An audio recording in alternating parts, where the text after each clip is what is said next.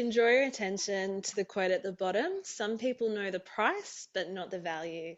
So these words carry significant meaning, particularly in the context of lease negotiations. So firstly, we're going to focus on the common cost mistakes and their detrimental impact on tenants. So the first mistake involves failing to achieve a market rent incentive. So by starting your lease at a disadvantage, you end up paying more than your neighbours. And as time goes by and rent increases come into play, this gap will widen even further. And this mistake is predominantly a result of insufficient knowledge of the market. The second mistake, and this one has a bit of attention recently, revolves around accepting unfavourable rent review terms. So probably our retailers in particular are familiar with a CPI plus percentage model, and this may have been okay for retailers when inflation was low. However, we are now entering a second year of high CPI figures, and retailers have found themselves burdened with significant rent increases precisely at a time when consumers will look to restrain their spending. So it's crucial to look at fixing or capping reviews to allow for easier projection of your lease expenses over the term.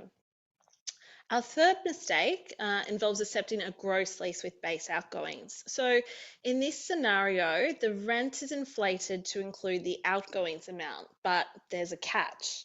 So the landlord will request the tenants to pay any increases on this base outgoings amount while also increasing the rent, which includes these base outgoings. So this approach leads to a double dip by the landlords, and it will generally go unnoticed by tenants. Lastly, our fourth mistake is accepting an option term without effective rent review provisions. So I think in a previous module, we discussed tenant-friendly terms to include in your heads of agreement. Without an effective rent review, should you exercise an option without one, tenants could be running the risk of missing out on, say, a 35% incentive, and this depends on the market and the sector you're in. This is largely the office market at the moment. And so a missed opportunity such as this could represent a substantial overpayment by a tenant. Thank you, Glenn. I think I'm handling the next one. But I'd like to make just one comment there, going back to number one, and try and make it real for the audience. Is day in and day out, we get requests which make real point one. And I think it was about 2 months ago, we got a request from an office tenant. I actually don't recall the square meters. Let's say it was 1,500 square meters.